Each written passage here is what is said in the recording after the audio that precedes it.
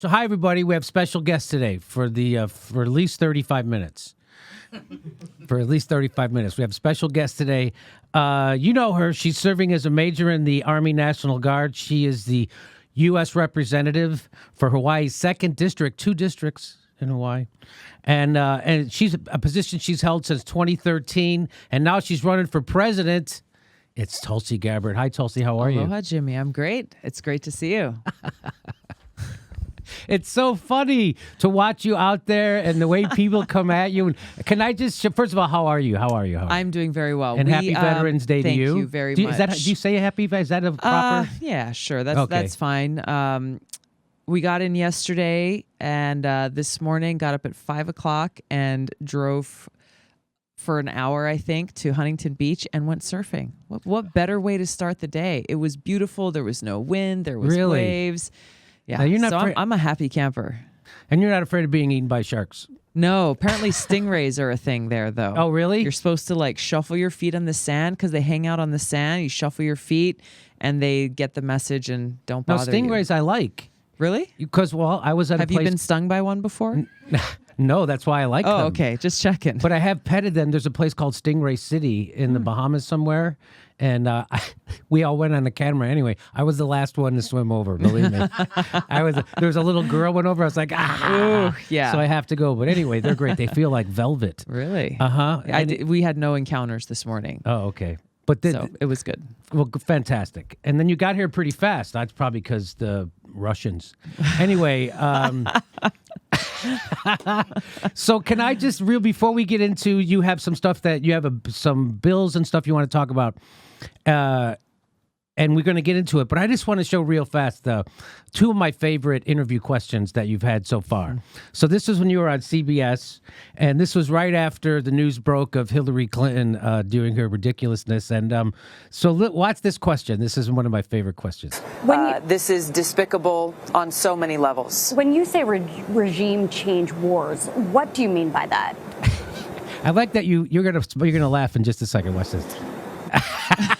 Just like, you're kidding me. Is that what you're thinking? Yes. It's like, and Steph, when I played that for Steph, she goes, Tulsi, where do babies come from? Yeah, right. I had to pause for a moment and just make sure that I had heard what I had just heard. So that's fun for you, kind of, right? When that happens, no? Well, you know, it is frustrating. You got to break it down to the basics, right? Get back to zero. Let's start there. So here, that's just amazing that my person is an anchor that gets to sit at the desk, right? That's everybody should watch broadcast news, and you know how that happens. She doesn't sweat on camera. All right, so here is Tulsi being interviewed on MSNBC. Here we go. This is great. Couple together what you're saying right here live on the broadcast to me, and in addition to that, what you wrote in the Wall Street Journal op-ed on Tuesday. And here's part of how it went. I can defeat Trump and the Clinton doctrine, in which you write, whether Mrs. Clinton's name is on the ballot or not, her foreign policy will be, as many of the Democratic candidates adhere to her doctrine of acting as the world's police, using the tools of war to overthrow governments we don't like, wasting taxpayer dollars, costing American lives, causing suffering and destruction abroad, and undermining America's security. There are those who would suggest, look, the Russians don't want the United States to be America's police as well. So when, the Americans to be the world police. So what is your message to Democratic voters who may see this, may be listening to you right now and feel that it mirrors President Trump's isolationist foreign policy views? I think the American people are smarter. It's like I didn't know what else to say. Do you? Well, I think people can see through that. Thanks, though. I appreciate that. Nice I mean, work. look, I think the question she raised though is one that swirls around a lot on the mainstream media and in the Washington bubble, and it's a reflection of this extremely reactive approach to everything, to our foreign policy, to our domestic policy. Well, if this person doesn't like it, then you must be for it. Or if they like it, then you must be against it. Rather than just actually saying, hey, look, which is what I'm doing. I'm running for president to lead this country, to do what's in the best interest of our country, and not just react to what Republicans are doing or Democrats are doing or this foreign leader or that foreign leader is doing. It's actually looking, hey, let's think about what's good for us. Let's go good for the American people. No, it's a novel concept, I know, but I prefer just to like things that Democrats do and unlike things that other people do. I don't know. Whatever. You like to get into I'm going to make a policies? shirt for you, Jimmy Dore, that says that. I would love to see you wear it. So, can I show you this? This Well, I'll look, just the play it. facts We'll are see what important, happens. and we'll get to that. I want to start with something that I think is also important about facts, because recently on your show here... I was just going to get to that. Good. Helping you out. You want me to ask you the question? No, look, some of you... No, just try to count. If I had a nickel for every time Joy Behar interrupts you during this, right? I could finance the next political campaign. Here we go. have accused me of being a traitor to my country, a Russian asset, a Trojan horse, or We haven't accused you a of- useful idiot, I think was the Well, term that you useful. used. Which basically means that I'm naive or lack That's a intelligence Russian to term. know what's going They on. use that. I want to let your viewers know exactly who I am. All right. Set the record straight. I am a patriot. I love our country. I am a strong and intelligent woman of color, and I have dedicated almost my entire adult life to protecting the safety, security, and the freedom of all Americans in this country. It was the attacks on 9/11. Now, obviously, her own crowd sees through her on this and starts to applaud for you because they don't like what's happening to you. They see through it. They might disagree with your politics, but they don't agree with the smearing of a veteran and the red baiting of a sitting congresswoman. So they start to, and so Joy can't have that. She's got to immediately step on the laugh, which is the applause. This is what we say in comedy. Joy's a comedian. She's stepping on the laugh. She's stepping on the applause, which ruins it. And to do what? Why wouldn't she? First of all, you're obviously you're not done talking. You're obviously were in the middle. You started to talk about why you decided to volunteer. Yeah. And so she decides to cut you off because she can't have this. She's got to control the narrative. And, it would be the decent thing would be, hey, I smeared you when you weren't here, so I'm going to go ahead and let you talk. But she doesn't do that. And she thinks people don't see through it, but people do. And so, let me just play a little more. Well,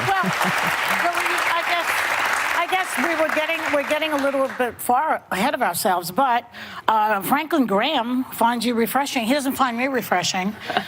Richard Spencer, the white nationalist leader, says he could vote for you. Joy, this is why. I mean, you're on I'm Tucker here. Carlson at least 10 times. Why don't you go on Chris Wallace? So that's called smearing someone by association, right? So that's an underhanded trick. That's a scummy tactic that someone of poor character would use to assault someone of good character. And so here I'll show you. For instance, that's like say, what if Trump said something nice about Nancy Pelosi? Like if he endorsed her for speaker? What if something like that? I mean, something like that happened.